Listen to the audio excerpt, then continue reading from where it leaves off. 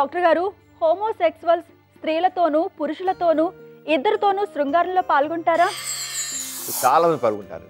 కొద్దిమందే కేవలం మగవాడితో ఉంటాడు, ఆడవాళ్ళతో ఉంటాడు. అసలు ఆడదాని దగ్గర వాడికి అంగస్తంభం రానే రాదు.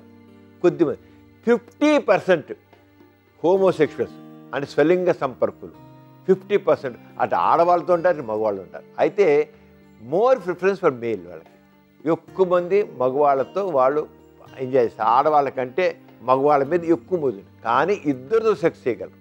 అందుకని కొంచెం హోమోసెక్షువల్ పెళ్లి చేసుకుంటారు, పిల్లలకి అంటారు, భార్యతో ఉంటారు, పక్కన మళ్ళీ మగ భార్య ఉంటుంది. వాళ్ళకి ఆడ భార్య ఉంటుంది, మగ భార్య ఉంటుంది. అంచేత భార్యతో ఎంజాయ్ చేస్తూ పిల్లలకంటూ గృహస్థుడిగా ఉంటూ రెండో పక్క ఒక మగవాడితో శృంగారం చేస్తుంటారు. అంటే 50% వాళ్ళకి 50%. కొంతమందికి అస్సలు ఆడదాన్ని చూస్తే ఏమాత్రం కూడా వాళ్ళకి ఏమాత్రం కూడా డిజైర్ ఉండదు, కోరిక కలగదు, అట్రాక్షన్ ఉండదు, మగవాడి మీదే కలుగుతుంది వాళ్ళకి. అలాంటి వాళ్ళు 50% ఉంటారు.